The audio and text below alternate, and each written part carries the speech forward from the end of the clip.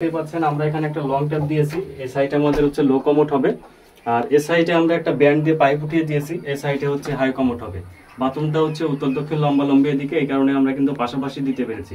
আর একটা জিনিস আমি আপনাদেরকে বলার চেষ্টা করি, সেটা হচ্ছে আমরা বলি যে সবসময় আপনারা চেষ্টা করবেন সরাসরি পাইপটা বাহিরে বের করার জন্য হাই কমোডের জন্য আলাদা এবং লো কমোডের জন্য আলাদা। তাহলে ভেতরে কিন্তু আপনার এইভাবে সেটিং দিলে অনেক সময় পাইপ জাম হয়, সেটার সম্ভাবনা থাকবে না। কিন্তু এখানে আমাদের পেছনে কিন্তু সরাসরি ঘর পড়েছে, এই কারণে কিন্তু বের করতে পারছি না। এজন্য কিন্তু আমাদের দুইটা লাইন কিন্তু একসাথে করে এই সাইড দিয়ে বের করা লাগছে। তো সেই ক্ষেত্রে দেখেন দুইটা জিনিস কিন্তু খুবই গুরুত্বপূর্ণ।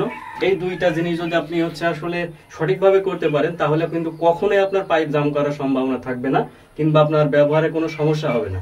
তো প্রথম যে সমস্যাটা হয়, অনেকে দেখা যায় যে হাই কমোডে যখন ফ্ল্যাশ মারে তখন লো কমোড দিয়ে আপনার ময়লাটা প্যানের ভেতর দিয়ে কিন্তু ভেসে ওঠে। তো এইটা থামানোর জন্য আপনার এখানে আমরা যে ব্যবস্থাটা করেছি বা যে জিনিসটা লাগাইছি, আপনাদের যদি একটু উপরে তুলে দেখাই তাহলে আরো ক্লিয়ার বুঝতে পারবেন।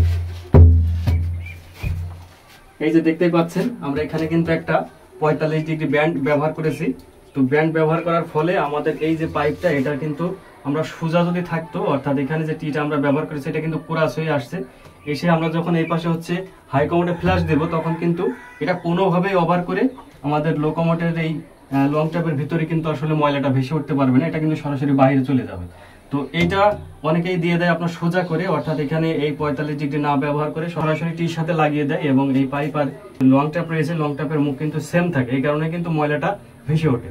আরেকটা জিনিস, তো এখানে এই যে দেখতে পাচ্ছেন আমাদের হাতে 90 ডিগ্রি কিন্তু একটা ব্যান্ড আছে। আর আপনারা যদি এখানে লক্ষ্য করেন, এই যে 90 ডিগ্রি ব্যান্ড দিলে এখানে কিন্তু অনেকটা মানে দ্রুত ব্যাক হয়ে যায়। কিন্তু আমরা এখানে এই যে অফ সাইড দেখতে পাচ্ছেন, অফ সাইডে কিন্তু দুইটা পার্ট বা দুইটা 45 ডিগ্রি দিয়ে কিন্তু আসলে 90 ডিগ্রি বানিয়ে নিয়েছি।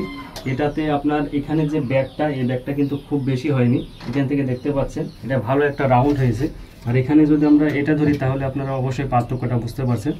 আর এখানে যদি আমরা সরাসরি এই জায়গায় আপনার এই 45 ডিগ্রি ব্যান্ডটা ব্যবহার করতে পারতাম তাহলে সব থেকে ভালো হতো। কিন্তু এখানে যদি আমরা এই 45 ডিগ্রিটা ব্যবহার করতাম, তাহলে আমাদের এই পাইপটা কিন্তু আসলে একটু দূরত্ব বেশি হয়ে যেত। সেক্ষেত্রে কিন্তু আমাদের যে মেজারমেন্ট সেটা কিন্তু ঠিক থাকছিল না।